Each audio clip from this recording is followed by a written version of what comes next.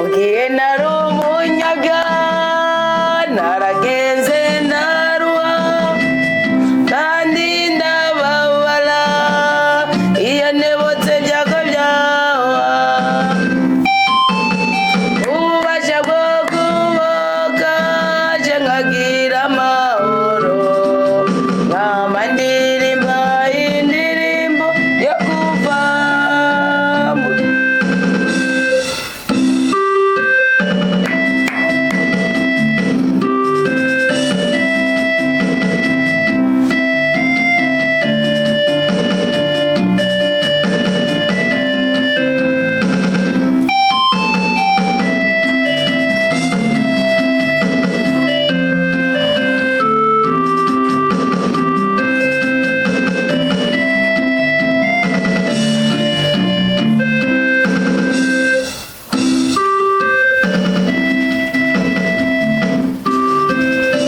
Uwitekanya guhora ku ngoma wowe Yehova Shalom.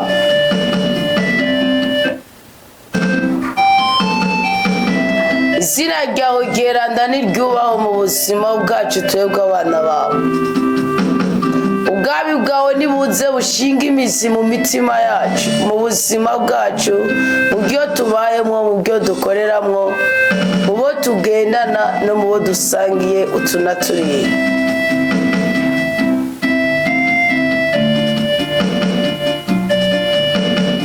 Turagukengurukiye cyane kuri iyi ngabire idasanzwe y'ubuzima dufise. Uyu mwuka w'abazima niwe wawuduhaye ku kiguzi kidasanzwe. Mu izina ry'umwana wa Yesu Kristo niho turi gusengera twebwe ubwoko bwawe. Twihanye ibyaha byacu byose n'ibicumuro byacu byose bitubuza kuzura nawe ngo duhabwe imigisha yose yagenewe abakubaha. Umusavyi wawe Burayimu yageze ku musozi wa Moriya abonye igitangaza umukoreye, aravuga ngo witwa Yehova Yire. Aratura ko ufite igisubizo kuri buri musozi wose uhanamiye umwana w'umuntu. Naje ndatuye kuri Imana igira neza byose. Ndavuze kuri Imana itabara mu gihe bikenewe. Uri Imana ibohora ababoshye. Uri Imana iruhurira abarusha. Uri Imana inezereza umutima w'umusabyi wayo. Mu maraso y'umwana wa Yesu Kristo niyo twiyereje ibyaha byacu byose. Imbere yawe ntitugira agasembwa ko tubuza kumvirwa. Fasha akaryo keza ko gusengera abakitswe n'amagara muri uyu mwanya. Yesu ni wowe Yesu Kristo umwami uturosa ibyo dukeneye mu buryo bw'umubiri. Ni wowe Yesu Kristo umukiza udukiza indwara z'umutima, indwara z'umubiri, indwara za kamere mbi, udukiza indwara zikomoka ku bisokuru bibi twakomotsemo. Ni wowe Yesu Kristo umucunguzi uhora utugirira ikigongo, uhora uducungura kugira ngo tube bashasha, tube bazima mu maraso yawe, kandi duhabwe umugisha wagenewe abacunguriwe igorogota. None Mukama Yesu uganze mu buzima bwacu kugira ngo twigarurire kandi utubere aho undi muntu yari kutubera atashoboye gushika. Ndasenze mvuga ngo genda genda mu bagwayi bakitse, genda genda mu bitaro no mu bihande, mu mpande zitandukanye zirimwo abantu bafise ubugwayi butandukanye, zirimwo abantu bafise ibigeragezo bitandukanye, zirimwo abantu bafise iminaniro itandukanye. Mukama ubahazi bwiza, Mukama ubahazi ububasha bwawe, Mukama impuhwe zawe zibabeko, Mukama ububasha bwawe bubabeko. Mukama Yesu ndakuramvuriye kwa maboko, ndabizi ko atamuganga asumba wewe. Abana b'abantu two twokwivuza ariko tukagwa mu minwe y'abaganga bakomakomeye. Abana b'abantu twotembera tukagenda hacanke hariya ariko bikanga kandi bikangirika ko duhabwa amagara meza nk'uko tuyashaka. Genda mu mafyigo y'ubwoko bwawe, ugende mu mishishito y'ubwoko bwawe, ugende mu rwagasha bw'ubwoko bwawe, ugende mu mitwe, ugende mu mihogo, ugendagende mu bihimba byose byishije kugira ngo impamvu yose y'ukubabara kw'abana bawe bayikugwe ko mu izina ryawe Yesu Kristo umwami umukiza n'umucunguzi. Ni wowe neturiye kandi ni wowe mugira neza. Duteturire ubwoko bwawe uduhe kuzura nawe, duteturire ubwoko bwawe uduhe kuneserwana nawe, duteturire ubwoko bwawe utwimana utwima urupfu, utwimana utwima agashinyaguro, utwimana utwima impanuka, utwimane Yesu, utwimane utwime shetani, utwime umugome, utwime umwangushi. Ubuzima bwacu tubukonfye wewe, ubuzima bwacu bwihuje nawe kugira ngo muri byose na hose uyu munsi twange impanuka, uyu munsi twange urupfu, uyu munsi twange gukenyuka, uyu munsi twange guhomba, uyu munsi twange gushinyagurizwa, uyu munsi tuyoborwe n'umwuka wawe mutima mwerana. Wowe muhoza, wowe mugisha w'ijambo ry'Imana, wowe murengezi, wowe utabara abantu, wowe uzana umucaro umwijima hose, wowe uzana ubuzima aho buriko burakoroka, wowe uzana ubutungane hari amanyanga, wowe uzana agahimbara hari agahinda, wowe uzana umunezero hari umubabaro, wowe uzana umugisha hari umuvumo, wowe uzana umuhezagira hari umukoshi, wowe uzana ubuzima hari urupfu, wowe uzana ubuzima hari urupfu, wowe uzana ubuzima hari urupfu. Urakaninaza mu buzima bwacu kandi ndaguhaye ikaze mu mutima w'uyu mukristo wese ari ku mpande zine z'isi. Uwo duhuriye muri rizama agwaye ndamusabiye gukira mu izina rya Yesu Kristo. Uwo duhuriye muri rizama afite amarangamutima akomeretse, afite umubabaro, ari mu kavuyo k'ubuzima, ndamusabiye ubudahangarwa bwa rudasumbwa bumubeka. Gay anaravuze ngo nasanze uri Imana y'ikigakitse, musanga uri Imana ikura ku capu kandi kicarika no mu capu. None rero se mukamutubere mu ruhande wabaye mu ruhande rwa nyina wa Samuel, gutyo uyu munsi tweregwe, uyu munsi tunezerwe, uyu munsi tugira intaye, tugira ubuhamya muri twebwe kandi tubugendere kuko dukingiwe n'ijuru mu izina rya Yesu Kristo. Amen. Amen.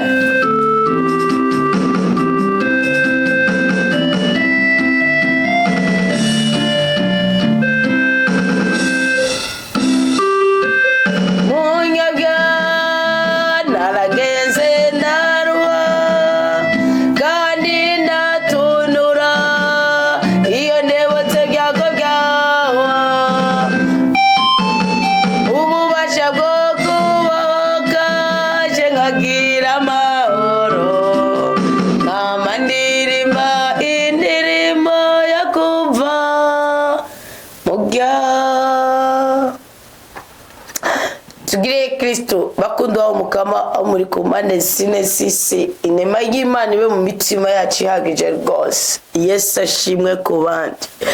Icyo nashoboye ni wa salamu aleikum, ntabwo nzi gusubiramo, ariko umwe wese mu cyubahiro ciwe. Werutse murazi ko Imana yadutwengeje ndi kwiradiye ijwi ry'ubutungane, twumva mu mizirimo wa mbere niho tanguye gushinga inaye ku nyigisho yabaye. Imana nimureke Imana yitwa Imana, nimureke Imana yitwa Imana. Nuko rero mbahaye ikaze muri uyu mwanya mwiza w'ijambo ry'Imana. Turacari ku munsi w'amajana 240 muri uyu mwaka ugizwe n'iminsi 365 anempere. Twabyutse kare mu gatondo isengesho izamu rya mbere ryo kwakira isezerano. Twabonye kw'Imana ikuvuga ngo yagira amahoro Yerusalemu, yagira amahoro umutima wawe, yagira amahoro projet yawe, yagira amahoro urugo rwawe, yagira amahoro umutwaro wawe. Ari bitwara twikorera bikanga kwitumva ku bitugu, ariko nimba wambaye Ifodi nkuko twabibonye cyo mu nyigisho ya 73 mu gutsimbataza inyigisho ya 73 zishingiye mu gusoma Bibiliya dukuza ko mbabwije ukuri mugiye guhindurirwa amazina mu izina rya Yesu Kristo. Atakindi kintu na kimwe bisabwe usibye kubaha Imana, gutinya Imana, guhunga icyaha no gukunda ijambo ry'Imana rikaba muri mwebwe rigwiriye rwose. Nurondera izindi nkingi zishingiye ku butunzi bwuzuye bwo kuri iyi si, uzoba uri kurihenda, uzoba uri kuriruhisha. Nuko rero bahaye ikaze, umwanya ubabera umwanya w'umugisha, ubabera umwanya w'akanyamuneza, umwanya wo guhindurirwa izina. Tugeze mu gitabo cy'ihunguka kuri Bibiliya zimwe zimwe. Bibiliya zimwe zimwe ni igitabo cyo Kuvayo mu kigabane cya 28. Turi ku mwambaro, ku byambagwa. Twaraganiriye cyane umuhereza nkuka, umutambyi, umuherezi niki. Turabiye ku majambo ya Petero, amajambo Kristo yavuze n'amajambo Paulo yavuze abwira Abaheburayo mu rwandiko rw'Abaheburayo. Mu rwandiko rw'Abaheburayo bateolojiya bamwe uko abanyandiko zabo bahisha uwagwanditse. Mugabo uri kuraraba na undi muntu namwe yavuzemo kwirina na Timoteyo usibye Paulo. Niyo mpamvu mbihamya n'umutima wanje ntashingiye ku bindi bitekerezo ngo urwandiko rw'Abaheburayo rushobora kuba rwanditse Paulo. None tugomba tugarire ku mwambaro wa kabiri. Ndabasabye Ifodi abantu mutayumvise mugende mu nyigisho zo ku munsi wa 238 be na 39 ko narayigishije ndayitsimbataza buke.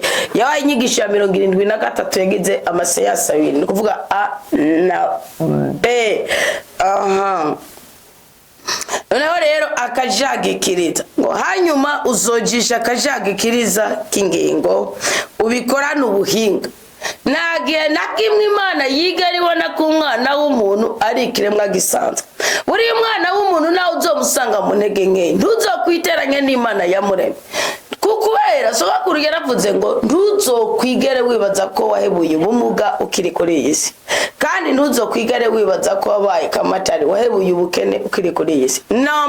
Ntuzonaturira umubiri wawe cyangwa umutima wawe cyangwa urugo rwawe ubukene ugifise umuka w'abazima, kandi ntuzokwiyaturire ko nuko uzosazira mu bugwayi, mu minaniro, mu bumuga runaka ugifite umuka w'abazima. Umwana w'umuntu afise imbaraga z'ijuru zo mwisi bitagaragara zishaka kumufasha guhindurirwa amateka anytime. Salomo ariko arabivuga yakoresheje ijambo ritangaje cyane. Yavuze ngo nkako ubutunzi bwitera amababa bukaguruka bujaye uvaye ko Imana idakeneye ubutunzi. Nikuvuga iyo wubasha Imana inyaga iburyo ikazana ibubafu, kandi iyo tubasha Imana inyaga ibubafu ikuzuza iburyo. Niyo mpamvu weste nukuvuga Imana yaraduhaye ahantu ho kuzamukira. Uriko ugishiza gwiti cy'umusaraba, ndiko nigishiza gwiti cy'umusaraba kenshi nagiye mbibasigurira. None rero muhumure, mureme ushaka muri mu makuba atandukanye, mu bibazo bitandukanye bidahuye n'amarangamutima, kuko umwana w'umuntu n'ikindi kintu ashaka kwiyamira mu bintu biryoshye. Nugaburira abana barye bahage, nacishamo akadawa biragusobera. Nuwe mbumukoza gukorera neza nakoje biragusobera, ariko ubwo buzima ni bw'Imana yadusize, kandi cyanga cy'ubuzima nuguhagarara wari witeze neza ukazona abaye akantu kameze nkagakwawe cyo bita mu muri terme zo mwe barabara gukwabura gukwabura hari indi terme bakoresha nuko ndayibagiye ko mutima w'Imana yinyumye ko mbere nacitwara. None rero nguzojisha kaja bitugu, mwibuke ko ibitugu iyo uri kurasoma neza biye nabwe ko nara gusoma dukuza ko mugari giye bitemera ko ndengana nk'impuzu n'indanga gaciro mwisi y'umwuka ni imico, kandi Imana yashingira ku muco kugira ngo iguhumugisha. Mwibaza ko Imana yigishirije imico burahima. Mwibaza ko Imana ko Isahake murabyivuka ryiwe imyaka yamaranye na nyina uko se yamugize akamukomeretsa, niye Isahake yigishijwe na nyina turagirika, ariko yahawe ubutabatsi. Niye Isahake yigishijwe turatunga umugore uko, ariko ngo umugore we yamwibagije umunezero umubabaro yatewe no kubura nyina akiri muto. Icyo kitiwe akaja bitugu rero ubundi bitugu n'ububasha n'ubukomezi. Muzabyiweza abantu b'abakarani, abantu bikorera imizigo, ahantu hambere hatwara umuzigo munini ni mu bitugu. Akaja bitugu mpamvu y'ubukomezi bwawe, niyo mpamvu n'abantu mugira indagano bavuga ngo bamukejeje ku rwego rwo kwambara akaja bitugu ifurara.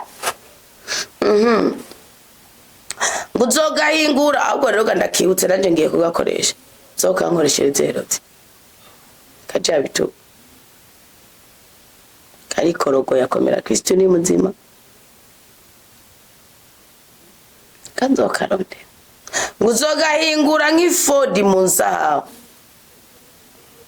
mu muzu y'umuyuguge mu muzu yagahama gaca ibibatsi n'inyuzi zera zitsibye amabara uje ko yanyigira amabara tuzogiramwo furare ya restaurant komera Kristo ni muzima ukuri Imana bime kandi zobikoze ntibigoye inzi nzabo nizo tuzobura nazo ziri mu mutuma natwe ubwacu turi nzabo kazogira impande zine zingana kabe gakubiranije kazogira impande zine zingana n'urukiramende cheni kwadrato ikare mu kirundi ikare ni kifaransa ariho rectangle na kare rectangle n'urukiramende ikwadrato ni kare inyabutatu nayo ni triangle. Okay, impande zine zingana kabe gakubiranije mugabo rero kwadrati yikubiranije urashaka kuyikura mu inyabutatu bivaye no kene yikubiranije. Yes, tuzokaronga inzabizo kibane kagira uburebure bw'igice c'intambwe n'ubwaguke bw'igice c'intambwe birumvikana ko arakajabutugo gakwiye bazogashariza n'utubuyenge kukadeha kabakadesha kana kakanu nzogakoresha sindabahenda azoba uturongo tune twutwo tubuyenge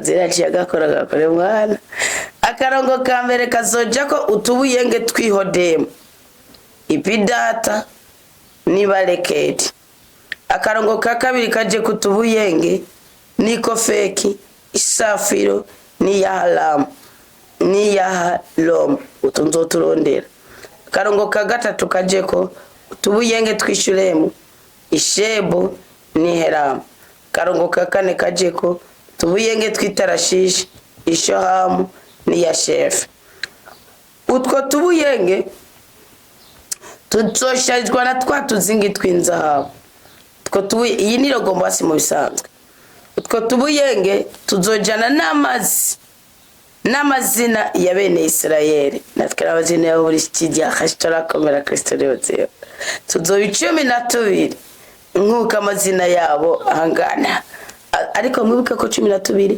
aba bavuka ko bose nukuvuga ngo baza kuzana iyo noze muze kwibuka ko twingiye mu trimesi ya gatatu mwibuke ko hari ibintu 12 twanditse mu mpera z'umwaka twagize umuhigo nkunda kubibabwira n'abashashi bahiga imihigo y'ibintu 12 kuko Imana izovuga ngo ni watanguye mu kwa mbere Kristo baramubwiye ati watanguye gukora saa 9 z'igitondo saa 11 zobuca saa 3 zobuca saa 6 z'umuhingamo saa 9 z'umuhingamo saa 12 z'umugoroba bose ngo babaye impembo zimwe ngo maze watanguye gukora ngo arabwimba babwa ati we sinagwaye cyo wapatanye kwari ubutunzi bwanje shaka nkabutanga busanzaza abantu bukwemera gukeba n'ubishari bano b'inzigo so muhiga imihigo yanyu mwandike ibintu 12 mushaka ko Imana bakora naho izo imisi 12 ya nyuma byandike naho uzo umunsi wa nyuma ro 31 Desemba tariki 31 z'ukwicumi zo byandike mugabo wari urimo bwabwiza ugiye twandika uticiye amatwi zo 12 nguko amazina y'abangana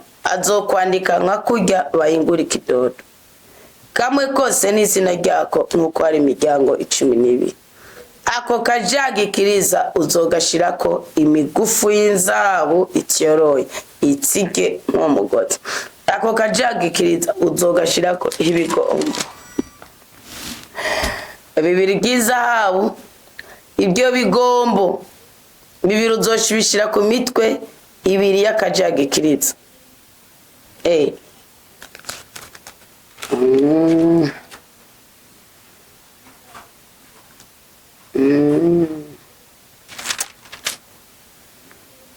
kajagi tungo kajagi kiriza nyene gafungira nka ega nibyo kuko ega nibyo niko kajagi tukumbuga gafungirwa nga kubera ino haza kuza amasonga abiri sibyo mugabo inyuma hasigara songa imwe kuko izoba yari kare igacitse ngo mu kabiri mu buryo hariho umurongo, uwo murongo ukabudesha n'uwundi murongo ukabudesha n'uwo ukabudesha mugabe gaca bihurira.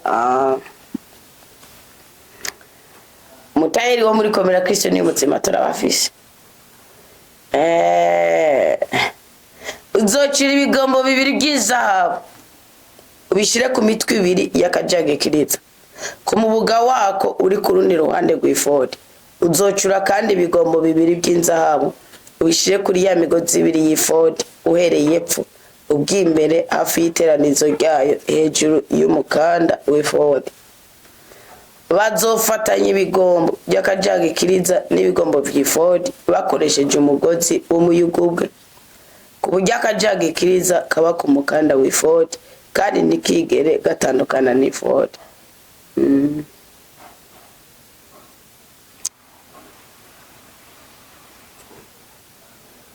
Igihe Aroni azokwinjira mu kibanza ceranda azoba yambaye mu mutima amazina, azoba yambaye ku mutima amazina y'abahungu b'Isirayeli k'ingingo ngo bibe icibutso c'inava imbere y'Umukama.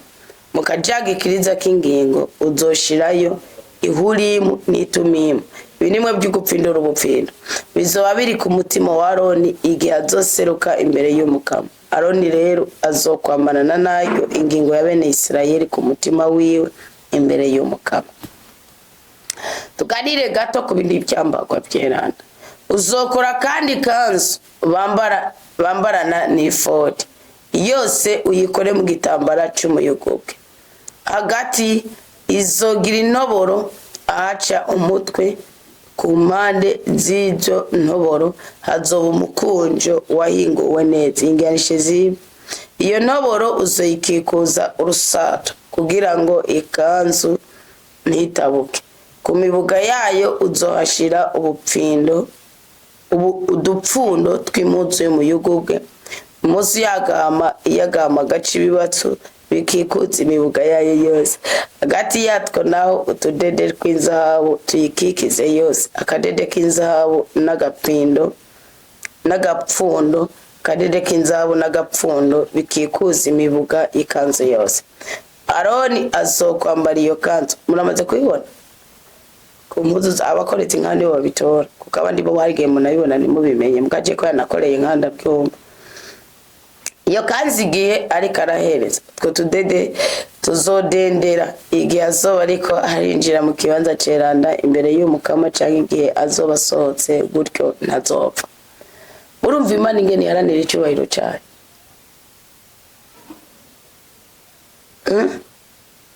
Iyi yindi kanzu yambaranwa na ifodi shingekeke ni kumvira Imana. Iyo mumviye Imana ubundi burya bupfundo buri ku mpande zibiri. Ariho kumvira Imana kandi byemeye uri mu mahoro, ariho no kumvira Imana uri mu kigeragezo kwa kuntu aho kwidodoma vuga uti none Mana ko uyu muntu amohote akaba ndenganije mugaka batanwaye umwuka w'abazima ubu nta kindi kintu ufise ukora ngo mburane. Bugiye niyo yindi kanzi iri kamapfunda abiri kuko uyu munsi ntidushobora kwitwareka izi mpuzu naho mubona nabayatire n'aka kajabitugu. Aka kajabitugu aya mapfunda abiri ni ibintu bibiri biri mu migani ya Salomo. Ni itegeko ry'Imana n'inyigisho ya nyoko wawe ntubipfirire ngo kandi ubipfundike ku mutima wawe. Naho ndiko ngomba kwihuta shaka gusanga n'icyo nari gukitsa.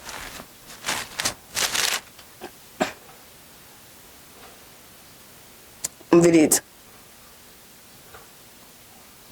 ngo mwana wanje mwumvirize Salomo kabiri mu migani ya Salomo kabiri ngo mwana wanje ni wakira amajambo yanje ukayagumya muri wewe amategeko yanje ukayagumya muri wewe amategeko ya mwana wanje ni wakira amajambo yanje ukagumya muri wewe amategeko yanje mukwerekeza ugutwi kwawe kubwitonzi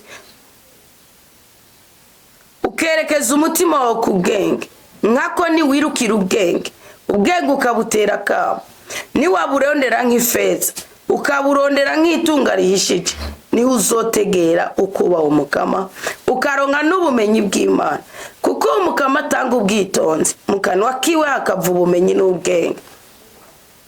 Ategekeraniriza abagororotsi ubukiriro bw'amahoro inkinzo nayo abagendera mukuri mu gukingira inzira y'ubutungane akazigama n'ingendo y'uwo mukunzi wiwe. Una kaja bituga ariko kajagikiriza kagaragaza icuri wewe. Narabwiye Ifodi ni jani tawindani uko ndi kose ukomeze kose nimba ntagira ukwihangana n'ukwemera Imana nashingiye kubigaragara sindi umukristo, sindi uw'Imana yishimiye, sindi uw'Imana yo kweshereza mu cyubahiro. Iyo ni Ifodi. Aka kajagikiriza mwumva gafise stabilite mu bitugu. Ibitugu nabwiye ko ari ubukomezi, ari ububasha, ari ubushobozi. Na handi hantu namwe ibi bintu akagajagikiriza naho ndiko ndihuta. Niko kagize ubuzima bwanyu. Gashingiye kukuri kw'Ijambo ry'Imana. Kuko kwa kwizera kwawe, kwa kwemera kwawe, kwa kwihangana kwawe nubifita nk'umugirwa ukafita kuko wabibwiwe n'ababyeyi bumwuka canke bumubiri, wabibwiwe n'idini bizokwica mbwi utazoba ufise ijambo ry'Imana rigwiriye muri wowe ngumenye uti n'abandi barahamwe. Yesu Kristo ariko aravuga Yohani Batista yaravuze muri Matayo 11 avuga ngo mubagyawe n'umugore bose nta uharasumba Yohani Batista ngo ari kumwe mu bwami bw'ijuru ngo aramusomba. Ndavuga aka kantu ngo kubera ki mu bwami bw'ijuru nuwo yamaze gututurwa kubw'ijambo rya Kristo. Aho nageze muri Yohani 15 nuwo yamaze kuvukana na Kristo, nuwo yamaze kwakira rya sezerano ishingiye ku mwuka w'Imana akorera muri twebwe. Wa wundi atakwemera ko wisigura urementanya, ariko wa wundi akubwira ati ndakubwira ukuri bubigenze. Ubwitonzi ni bwinjira mu mutima wawe, ubumenyi nabwo bugahimbara umushaha wawe, ukugumya ibanga bizogukingira. Mwumviriza akajabito, mwumvirize ya 40 yari kiravugwa.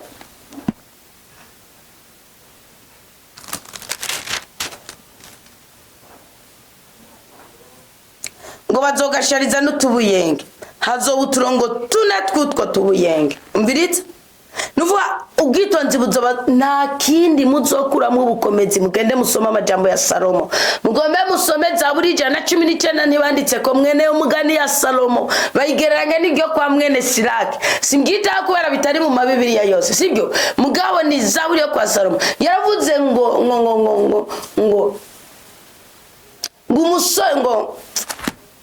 umusore yo kwezesha iki inzira ziwe ngo zesheshe ubutungane.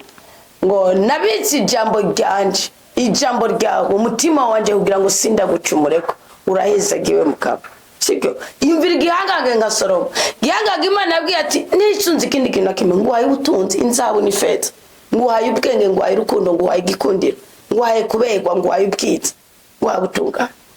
Yananiwe n'ikintu cyitwa igitsina gore gusa, bwawe nacyo yihana ku kanyuma atorana ubugingo, sibyo? Rero ngo ubwitonzi ni bwinjira mu mutima wawe. Zaburi 119 niyo zaburi nini, nurumva niyo page, niyo zaburi nini mwandi mazaburi yose. Mugiya Zaburi 119 nta kindi kintu na kimwe avuga ngo wamereye ukurikije. Nico kimwe na Zaburi ya 18 wamereye ukurikije ubutongaro bw'umutima wanje n'ubw'ibiganza byanje, kandi ibyo ntushaka kubishobora udafite ukuri kw'Ijambo ry'Imana. Rero ngo ubwitonzi niyo bwinjira mu mutima wawe, ubumenyi nabwo bugahimbara umushaha wawe, ukugumya ibanga bizogukingira.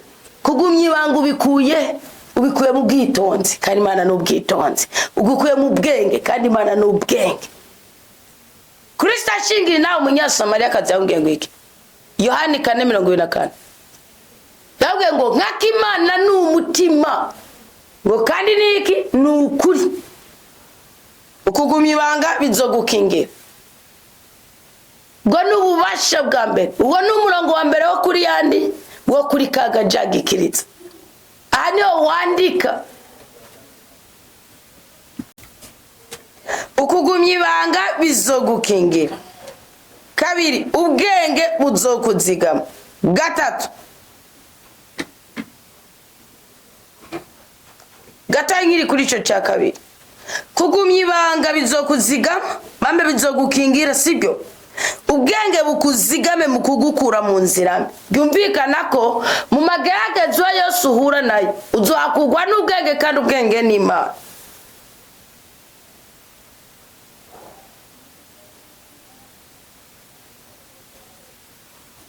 Kandi ubwo bwenge ntibuzakuzigama, urumva ubwenge buzokuzigama mu kugukura mu nzira mbi, mu kugutandukanya n'ubugome bw'umuntu avuga ibiterasoni, mu kugucira inzira y'ubutungane kuri abo bose bata inzira z'ubugororotsi, kugira ngo ntushobore kugendera mu nzira y'umuzimagiza, ahubwo uhimbagwe no gukora ineza gusumba gukora inabi. ngo bizona kugutsigama no mu gukiza umugore w'icyaduka. Iyo biriri kiravuga akaja bitugu n'ubukomezi n'ububasha. Impamvu bizingirwa ku mutima ni indahiro. Imana ija guha ubuyobozi Yozuwe, yamuhaye ikintu kimwe natangaje muri Bibiliya nuko ari igitabo gitangurwa n'itangazo ryo kubika, kandi hakabika Imana. Igitabo cya Yozuwe gitangurwa n'ukubika bivuye mu kanwa k'Imana, ibika ko umusabyi wayo Musa yamwishe. Yavuga ati Yozuwe yari kivange, hari bihangaga. Mugabe Imana itora Yozuwe, imuto iramubwira ati nutahengamira iburyo canke ibubafu, ukakira aya mategeko n'aya mabwirizwa ndagushinze, ukayazingira mu izosi ryawe. Ubundi izosi ritandukanye rihuza umutwe n'umutumba, kandi umutwe ni icyubahiro cy'umuntu, umutumba n'ubudahangarwa bw'umuntu. Ati nutarondera icyubahiro mu bindi bintu biri inyuma y'itegeko ryanje, nutarondera ibyishimo mu bindi bintu biri inyuma y'itegeko ryanje, ahantu hose uzahagarika ikirenge cyawe hazoba hawe, nzohakugabira.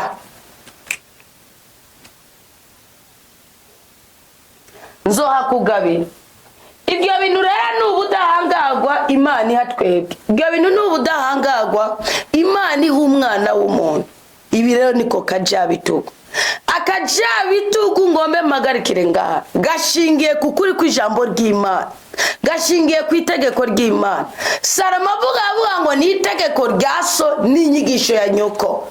Kubera ko itegeko rya so n'inyigisho ya nyoko ni twa dufundo tubiri tw'inzahabu Imana ivuze duhurira ngaha ku kiriza cyawe. Ni ya ne abantu mwize sekurizi, abantu mwize ingene bafunga karuvate bashe, sibyo? Ubundi ni impande zibiruhuza, mukazikora ku buryo bw'uko kweza uruhande rumwe za mpande zose zirekura. Burya niryo banga ryo gufunga karuvate, ni naryo banga ryo gufunga kajabitugu.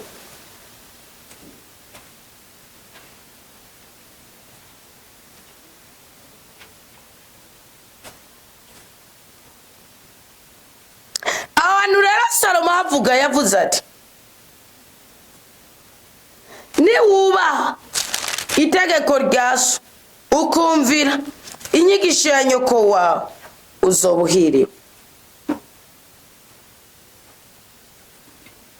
Ngo ubuntu nukuri mwana wanje, ntuzokwibagira inyigisho yanje, kandi umutima wawe urazigama amategeko yanje, kuko igitigiri cy'iminsi n'imyaka y'ubuzima n'amahoro bizokongerekana kuri wewe. Mwumva kajabitugu ko ari imbaraga ya Ifodi. Mana nyagora ku ngoma, mbabarire rwose bumva imyambaro ibiri, uwa gatatu tuzogarukako. Hari wa Ifodi izi ivuga wewe indani, pana we tubona. Anita ariko aravuga ni wa Anita w'indani, kuko ibi ndiko ndavuga bishobora kunaniza mugambwirizwa kubishira mu ngiro. Uwaragizwe n'ukwemera kw'Imana naho meze uko naho biruko, ari ikintu ishoboye gukora gitandukanye nanje. Byo byatumye Burahimu adashonje atanyotewe. Ega abakristo mufite n'ikibazo, mwasenze Imana itanga urubyaro, iyo Mana nishobora no kunyaga urubyaro kandi ugakomeza ukayubaha. Musenga Imana itanga amafaranga, iyo Mana nishobora no kubatunga itabanje kuba amafaranga. Ngo mwako kubera kwizera ntidutungwa n'umukate n'ifi gusa, turatungwa n'ijambo ryose rivuye mu kanwa k'Imana. Iyo Mana niyo yamajije Isaka amaze imyaka 40 ikamwongera ko 20 atarabona urubyaro, akicecekera kikangura ku myaka 60 akaronka urubyaro rimwe yasagaye Esawu na Yakobo. iyo mana niyo mana yaritse yazibije akanwa k'abahungu ba Yakobo baraceceka barabwira se ngo umuhungu w'igikoko cyamuriye n'ikanzu kandi baremenanije. Yakobo ariharangura, Yakobo aragandarira umuhungu wo mugabo ibizi ko azomubona ubundi musa gatwenga. None uyo mana washatse ko mwama munezerwa buri munota buri saha, utagomba kwagiza akantu kakuhaza ukomeza ukaza kwinezererwa imbere urinde urumwangusha urumwambutse ko nakaja bitugukereka. Niyo mpamvu bakambika abanyamuhari mugani bakambika ba Kristo bose. Ari dini nabonye gambi kugwaruka gwaryo amafurara bose upfa kwarukira muri iryo dini. Ubu niho ndiko ndabitegera, niho ndiko ndabizirikana. Ubu ni nukuvuga akaja bitugu kagutandukanya n'uwa muri mu kibanza kimwe mugabo kubera uko ubikora, kubera uko ubigaragaza ukagaragara nk'undi muntu. Niyo mpamvu batavuga ngo mu mutima arakakiriye akarahira indagano zikora ku mutima kwisezerano mugakambara akaja bitugu. Uberutse nagiye hano tugiye kwimwesha, yari merekeje hano wagiye kwimwesha, nsanga furare y'abaskuti ahantu iri mu mishatsi ndatombora sanga uri karahamwa ndamuzi mu buto niwo kugatumbe wacu kandi margaye ko hari ngaha mu muji wa Bujumbura. Ndamubaza ni cyo ukora sura kiti, aratangara kubwiwe yameruka ari umwana ntabwo yaraza. Cyo ukora sura kiti, aratangara utumuvumo ngaho uri kurakorera Kongo uryo nibiki yanduruka twinga nguko nimujya mufukina ko bidakinika aho uzokwa muhishije kunye nuri kuramwera hano wahishije. Bari ya furare ijya furare ushobora kuyitora ukayitekeresha umuntu yavuye amaraso. Twebwe abaskuti tufite uburenganzira ku bwa security kubwo agaciro k'umuntu mugabe ikindi kindi cyari cyo cyose kukitekeramo nikoza kandi kuko wabivuze yabyatuye ikaba yarahezagiwe cyangwa bikaba byarayatuweko nukuvuga mwisho wajya wari ikinizinze kuri wowe cyo kutumva. Avuga ngo yamara Jesse ndo muskuti inde muskuti yayitsanye ngo napfuye kuyitora imuzoze murapfike mutora niko bishobora kuba kwegera mupfumu kandi yibaza ngo naramuhenze. Si ibintu byose mukwiye gupfa murakwanda pfagura ngo mushiraho mukorera imirimo yanyu. Ngo ubuntu n'ukuri nibizokuvirira urabipfunika mu izosi ryawe uvyandika hadata mu mutima wawe uzoheza urabwa ryiza ube n'incabwenge nziza mu maso y'Imana n'abantu. Urumva ubu ni ubonye umuntu afise akaja bitugo niko gafungirwa ngaha mu gikiriza. Biravuze ngo akaja gikiriza kuko gafise amasonga abiri ngaha mugatwebwe tuvuga ngo nakaja bitugo ni furara.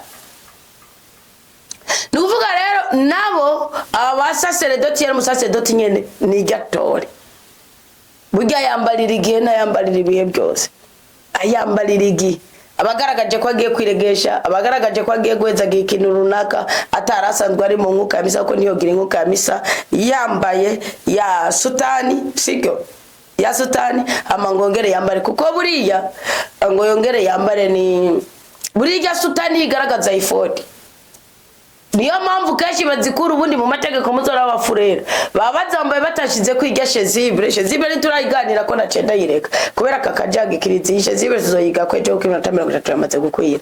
Nikuvuga wowe zandanga gaciro murazi ko no mu ndoti yose kanzu wambaye kanzu ndende ikanzu yari kanzu ki birafite ico bisigora sinikwigisha indoto mugabo iyo ni y'abakristo n'umwambaro twama no mugiyugwe kwaje naje wakubititse ndumukristo nayiriwe manani yo mwami wanje ndamukunda ndamusenga ndumukristo ugakobitika bakaza bakigisha ukumva ko bidahuye n'ibiri mu mutima. Ibatisimo nawe yangaze mu bibondo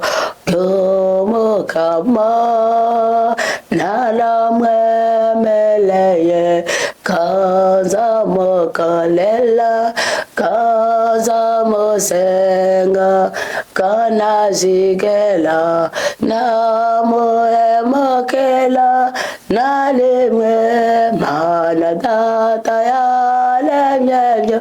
Aho rero hari igihe uri mu ntambara, hari igihe ujonje, hari igihe usuzumira, hari igihe ugwaye mugabo ukaba wumva ko kubera iyo bati batisimu ari cyorogwa riri kuri wewe ubundi muzi uzovuga ngo ibatisimu nawe yongeze mu bibondo by'Umukama none rero naonoza ukabuzi ko ari impinduka ku buzima bwawe bwa buri munsi nico gisikora sibyo kandi ukabihorana nturondere kunezeranwa n'Imana kumvira Imana kubaha Imana nuko byoroshe gusa no mu gihe bigumya kuko ubundi wanashaka Imana idusuzumira mu mageragezwa ni ku bantu bw'izabo vuga bakugira inzaho bayisuzumira mu muriro nayo idusuzumira mu marushwa kandi gaciza ngo makuba yawe ariyo yanje Imana iradukunda kuburyo yasanze Musa mu gisaka ikugira itabara mu Isirayeli Imana iradukunda kuburyo idusezera ngo nuca mu muriro ducanayo ngo nuca mu mazi ducanayo ngo ufise ku mugongo gushika imvi zawe zibaye uriyanje ibintu ushobora kubishobora udafise Ifodi Burayimu yarabishoboye ava i Mesopotamiya asiga inzu yasateretswe iyindi nzu agiye kubamo uko wasiga ubusambanyi utabonye aho uzokura amafaranga yo kugutunga kandi bahora bagusambanya bakakugaburira asiga intara yasatawa n'indi ntara agiyemo nk'uko kwihanganira imibabaro uterwa n'umugabo arenga ibigo cyangwa umugore w'indaya cyangwa akaboregwe utabona neza irarira ry'umubiri wawe uzorihagiriza kandi wumva bikeneka na burenganzira bwawe ngo asiga byose byo mu ntara yase nk'uko wasiga abagenzi b'imbore kutabona abandi yugiye kubatwara amukrishigaze gutanga umutwaro ngo nibyo wigishije koko ndabyumva none impuzu ziwe nizo ziba zikwa ko amafaranga mfise tunari nambara nkabanoza gusenga ndazambaye ndavuga ati Imana niburi nziguha ngo wambare nanjye sinzosubira kuyisenga kuko izoba itumara amaje ni Imana y'ubushobozi ni Imana y'imbaraga impuzu ayisabye igihuye n'icyo umutima wayo ushaka ahubwo twagiye gusaba ibinaniza ubuzima bwacu Imana ibitwima kuko ibona ko twoca tuyima amatwi so niyo mpamvu buri munota buri saa buri segonda iyo ugiye utunganiye Imana ikugira umuhesha w'umugisha niguha umugisha urango amina aho nanje mano hame ngo mu mayira yawe yose uramumenye itegeko ry'Imana na izo kugirane azo kugororera inzira zawe zose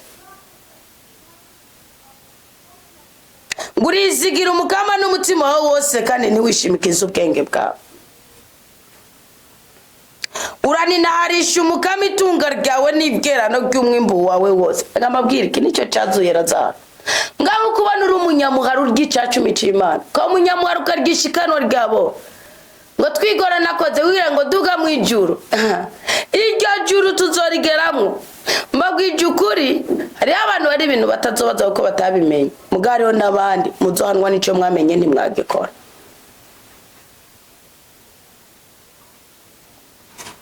ngurani naharisha Umukama itunga ryawe n'ibwerano by'umwimbu wawe wose ibigega byawe bizoheza byuzure bibogaboge amato yawe nayasesekaza umuvinyu umushasha mwana wa jewe ntuzokwanga indero y'Umukama kandi ntuzonebagura impanuro ziwe mwako uw'Umukama akunda ni wahana nk'umubyeyi ku mwana akunda cyane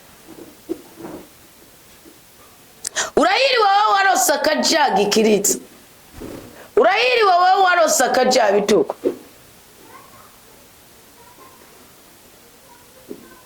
nigiza ugatunga gusumba gutunga inzabu ni feza kuko umwimbu wabo ngo biraruta inzabu ni feza reka sozera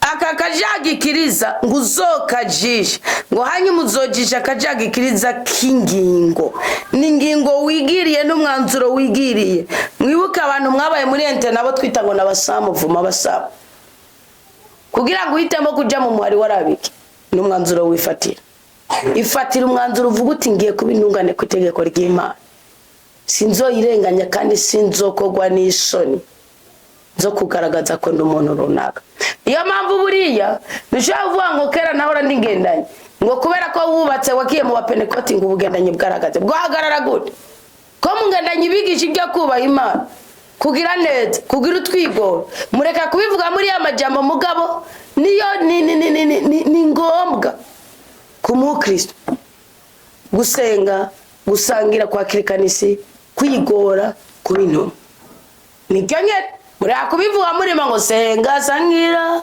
igoro bintumwa nico twiyemeje mu muhari w'ingenanyi muri uyo muhari n'amapasura ariyo n'abucube buriyo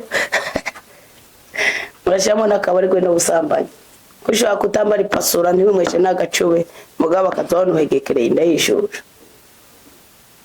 Ni ukuvuga rero icyo nshatse kuvuga ni iki, fata ingingo kandi ubikorane ubuhinga.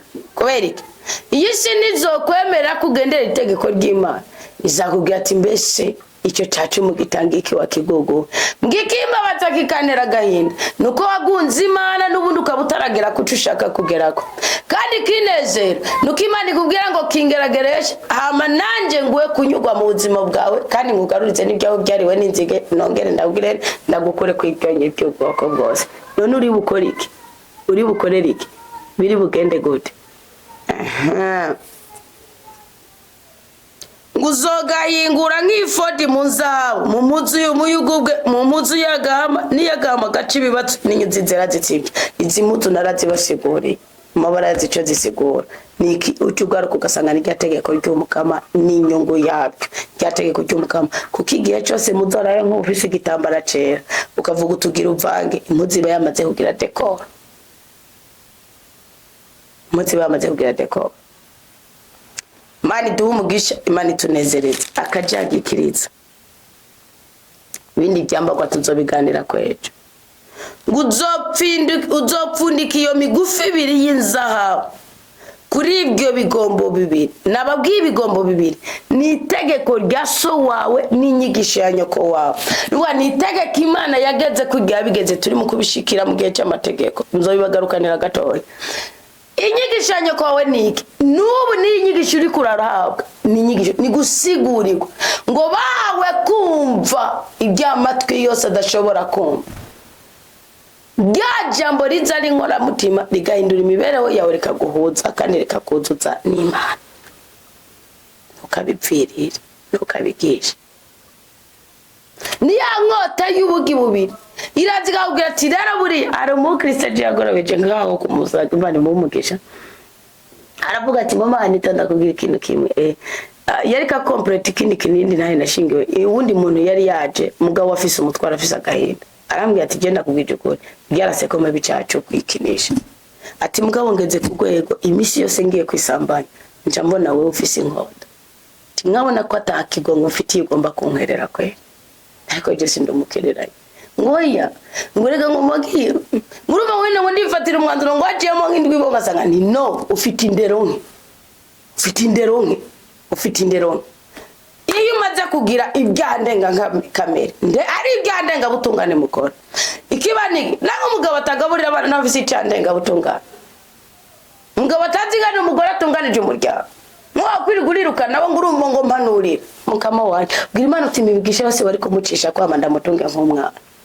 Imuramenya kubwira Imana ububasha yasitse muri mwe tuzogwane n'umugabo wanatangira asiyo ngo reka ndamujishe ngo yakure mu ndaye yishkwida akaca bitugubora taye. Ubwira Imana uti yamigisha wari kumwayincisha ko sinzo yitwara mu buraya abane bigeneza bargeneza kubigenza ni wa ukuzi sijeniza amashure yize sijenda umwenjeniye nawe yari umwenjeniye sijenda umuke.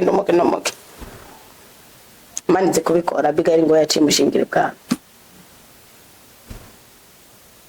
uzokomaranira kumuhesha umugisha gusumba kumuheshwa umugisha. Eri ngiye kosa abagore buyo muzi mufise nijanje niribi byo ni dufitiye ku burenganzira utangira kimwe muri 10 utangira ishikanwa ryabo ibisigaye mu gihe mu bihurije ko ni bwiza mutarabihuriza ko bwira Imana uti birunzane burya no gutunze bwaje abizana bikarukana.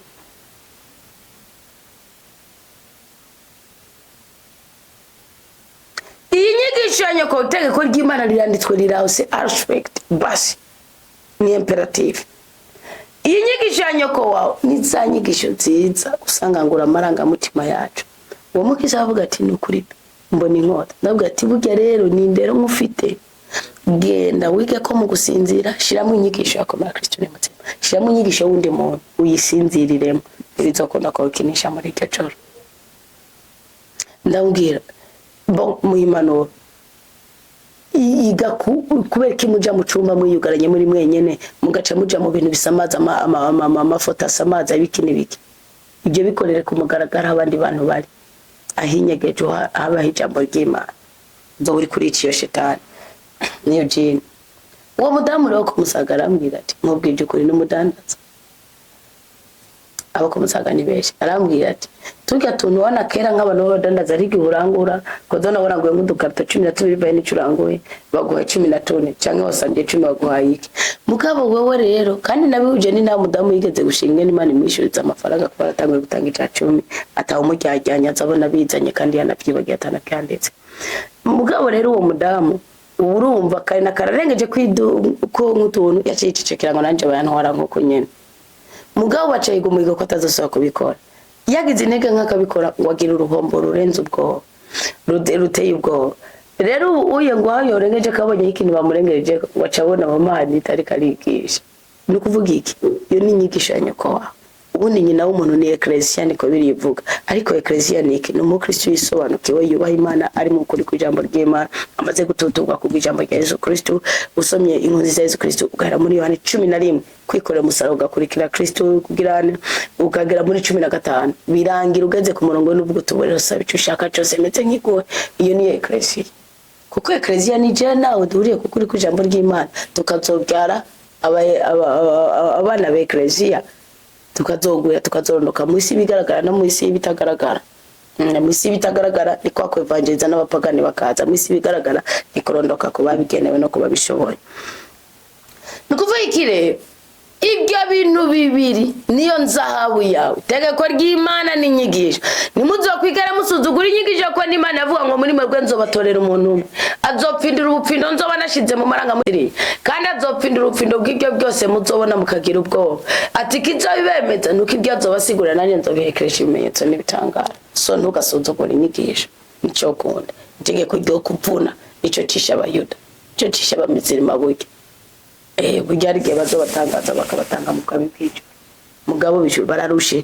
bagenda muri bya bitabo bitano bya Musa ibyinyigisho by'amaraso ya Kristo nibyo bibananitsa byonye none rero nimba ari cukuyemo muri aka kajabitu akirizo nzaha Itegeko ry'Umukama n'inyigisho ucubishira hamwe ufundike bara bivuga yabwiye abakristo bi Antiokia yaragiye ngo maze nibabigisha kandi Kristo ko kanara kavuze ngo nibabigisha ngo muzokumviriza ibyo babigisha ngo muce mugenda murabe ko bihuye n'ibyanditswe byeranda mweze mu bikore bidahuye nabyo mureke ko batungira utoke mwicecekera twe nutubuye tube tufundike kwanga kandi yo kutuvuga ngo kariko amazina 12 y'abanyisirayeli ni ryamigisha y'ubwoko bwose kuko nibo batuwe kwijyamigisha kandi nagamba bwire ko ari imigisha irenga 800 na majana 5 ibyo nageze ko mu gusoma muganasomeye muri Bibiliya mu telefone byumvikana kwirenga kuko twe turafise ibindi bitabondwe cyongeye kuri Bibiliya muri telefone icyo kitiyo nukuvuga rero umutima wawe n'uterana inyamaswa Itegeko ry'Imana mbega mu kurongora kugira ngore mukuri no mutima bisabiki kugira ugire business uyubaha Imana ugira muharanire kurambira mu buntu bw'Imana usumba gutunga amatungo n'ukuri arabatunzi b'ibyisi muri ko murigeranya nabo bafise agahinda mu mitima nuko batakababwira tunga Imana nizoguha ibigutungura umutima pe icyo kitiyo mwagwimbiza kajabitu kacakikiriza ayo mazina y'abahungu b'Isirayeli 12 ndabagarukanira gato yigacuti zanje nihagira umukristo umwe abimbaza ndaja ko yabagarukanira ibiyagitse ndaja ko yabagarukanira guhera kuri Ruben gushika kuri ni Zabuloni niwe mwereretse ni Zabuloni wo kuri oya gushika kuri Benjamin mwezi ni Benjamin ne wichinwe mwe niyo tsefu yes of course Zabuloni mwezi konchoreke umuntu wakazi simbizi kwasimekana kubisoma Zabuloni n'umwerezi ko umuntu wakazi yose yanaraye kwa Kalebu siyanara Daudi yatangura gutwariramwe mu nyuma kaza muri Isirayeli yatwara imyaka 7 reka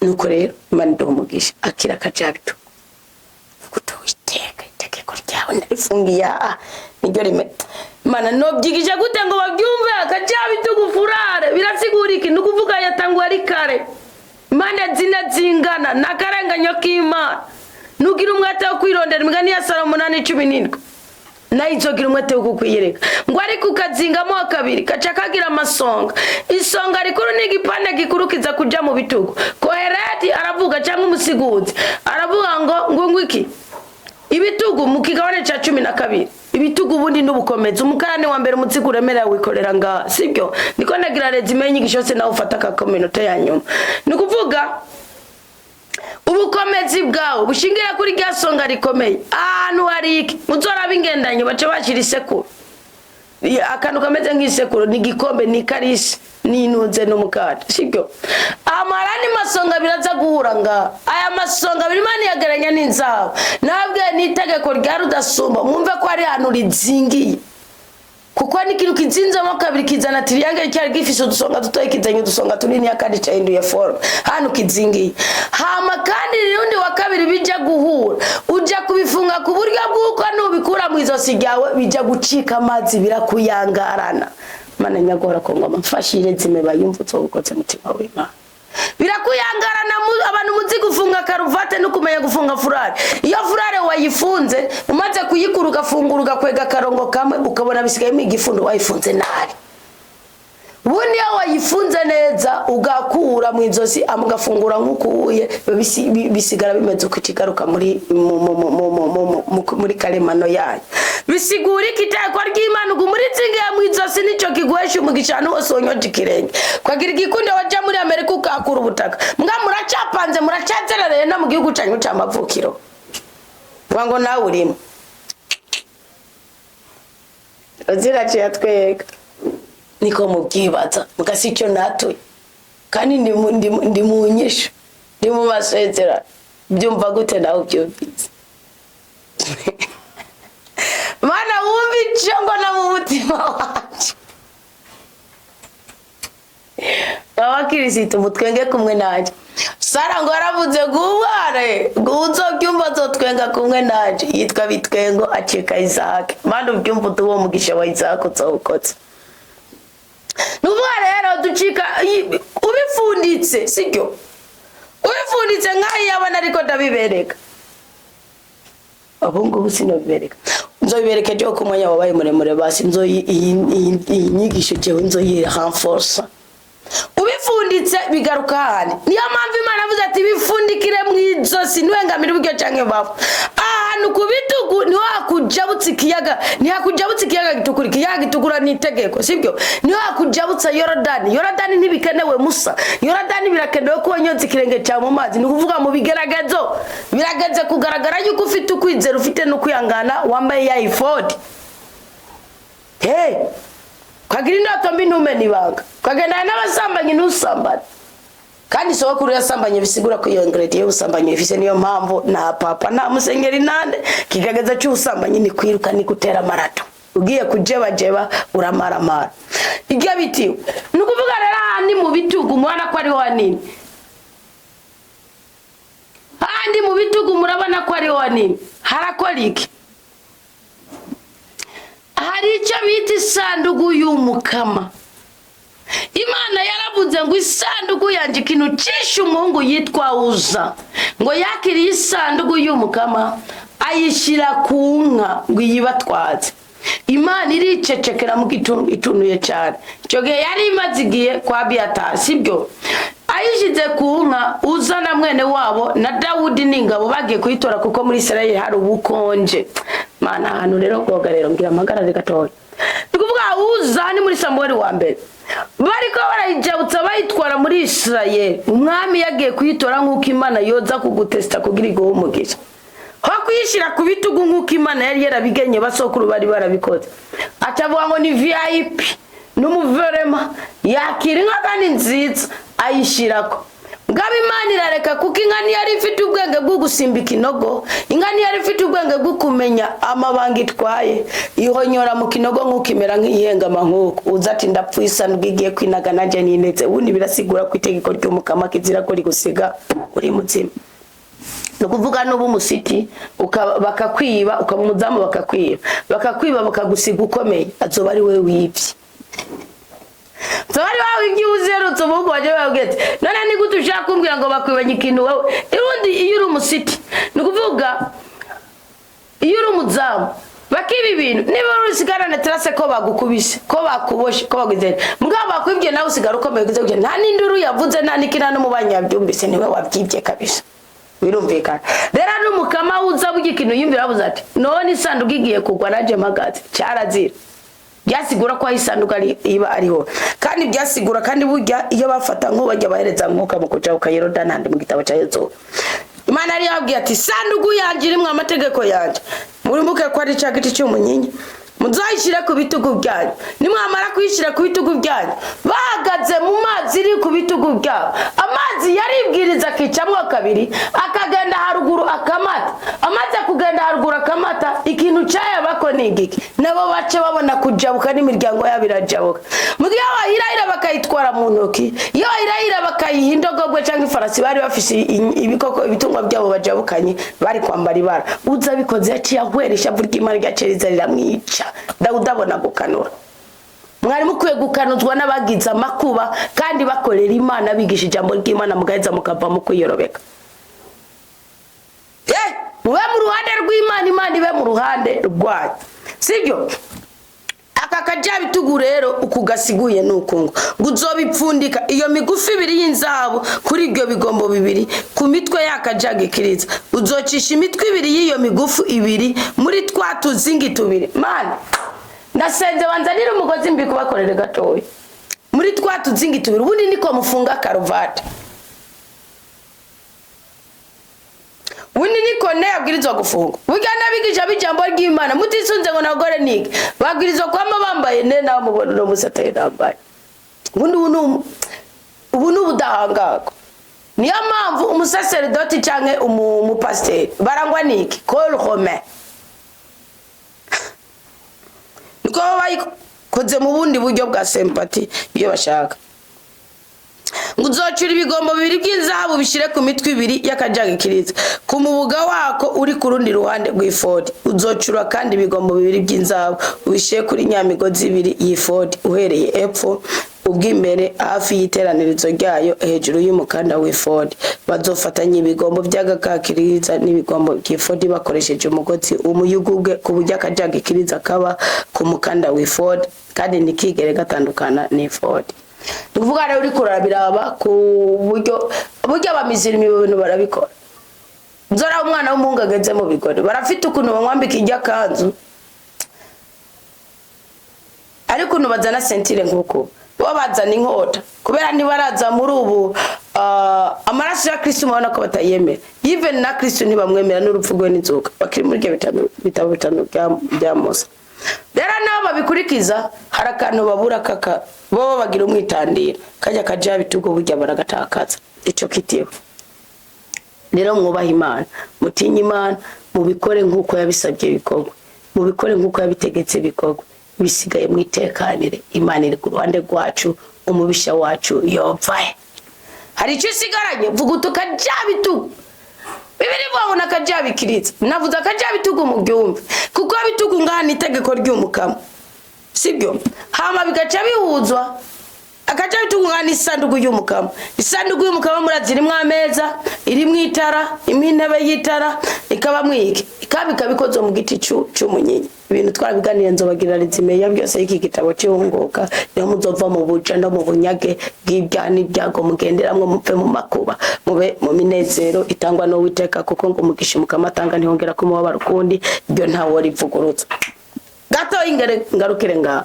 sibyo aka kajagikiriza rero gafatana na Ifodi ni hahandi ugaruka ukavuga uti na mukaba bagora babiri mugakubitika mugavuga uti na twakubititse akijijwe n'ububeshi no kwigobyora kwiwe reka nanje nkizwe n'indagano yanje kanaje nkizwe n'isezerano ryanje aho niho bavuga ngo uwo muntu no umutima kuko ngo ryategeko ry'Imana yande ruhabwa na nyoko ruvuga za nyigisho z'ijambo ry'Imana ngo nibyo bizokuganiriza uri mu nzira ngo bitegura umutego w'umwambuzi yaragambire kukwambura ndetse ngo bizogutuma urindwa nk'uko ngo uzogomba gutongera utoke mu jisho ryawe ngo azogaragara nk'uritongera mu jisho ry'Imana byumvikana ko azohanwa n'iryawe ritarashikirwa ngo kandi uzoguhezagira nawe azohezagirwa ngo uzokuvuma nawe avumwe ngo kandi uzoba sekuru w'Imana kuvuga uzoba ikitegereza apana go confusion abantu ngo ndi umukozi w'Imana ibyo urinda kubivuga reka babikwiye ngo ndi umwigisha w'ijambo ry'Imana ibyo urinda kubivuga reka ibyamwa wama bigaragara ntukagende ngo wirate ngo jenga urumva ngo muri adresse ya ndi umukozi w'Imana abo pasteur umwe w'umunyarwanda nkunda ukwidondora kwiye avuga ati ndi umwana w'Imana jastonuri nanje ndavuga ngo ndi umwigishwa wa Yesu Kristo nuvuga sindi kwirata ico ngico ndi kwirata nico nahawe sibyo reka abantu bababone mu Imana yipfuza ko kigaragara kuri iyi si mureke kwirata ico mutaragera ko kuko tubihabwa n'umwuka w'Imana ni wambara akaja gikiriza mazina y'Abisirayeli kuvuga imigisha yose irondegwe muri wewe kuko hari abantu barusha isi Musa ikene ababwira ati ngo gende mu ikene ababwira ati bibira mu bwami bw'Imana urime Imana ikurindi byoye wigisha Imana ikurindi byoye ikintu cyose iyi monde ya business ni monde yuko kandi n'abana b'Imana dukorera n'ubwami bw'Imana kubw'inyungu y'umunezero wacu niteka n'icyubahiro bw'Imana Dawudi avuga muri Zaburi ya 23 ngo Imana yankoreye byose ngo abikoze kubwiteka n'icyubahiro nini nazwa ryayo ngo nanje ngarantisa kwizondagira mu canya cy'ubwatsi butotaye ngo kandi hafi y'amazi adasuma ni Imana izonshora kandi ngo Imana ngo yabayitaragiye ibirenge byanje mwakujya kwinyemera ngo inyotegwa amazi ngo niko nanje nyotegwa hafi y'uruhi wawe Mukama niko nabene ko nahi bavuze naye bakundwa bo Mukama ndasozereye nema y'Imana ibe mu mitima yacu gwiriye gose ubasha bwarudasumbwa bukorere muri twebwe akavuyo mugakugweko agahinda kagenda agahimbare kinjira umubabaro ugenda umunezerutse ububabare bugenda agahingwe gakomoka mu ijuru amahoro n'ibyishimo bitubeko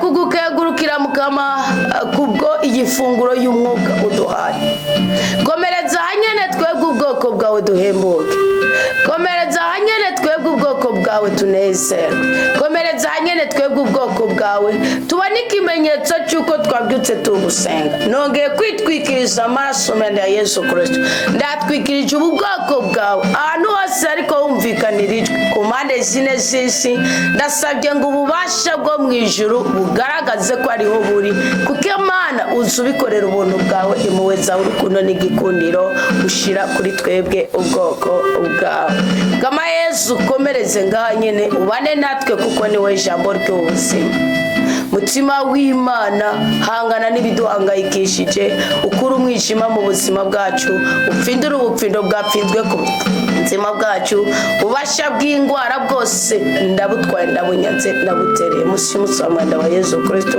ubutware bukomoka mu ijuru nibutwarira muri twebwe tugira amagara meza tugira ibyiza n'ibyishimo tugira ukuramba no kuranirwa tugira umugisha no mugwiza uyu mugwiza avuga ati aka kajagi kiriza ngiye kugashira mutima wanje no mu bituko byanje ngiye kudahengamira iburyo canke ibubafu Mukama umugisha umuha inkuru nziza umuha ibyishimo umuha umunezero muze n'icari karagusaba kandi mu izina rya Yesu Kristo twese duhabwe ibyo twageneye guhererwa kuri iyi si amen amen mugihe narumunyabya narageze ndaruwa kandi ndababara iyo nebotse byago byawa ubasha bwo kumoka je nkagira amahoro nkamandirimba indirimbo yo kuva mu byawe urakoze nyagora ku ngoma dore sakira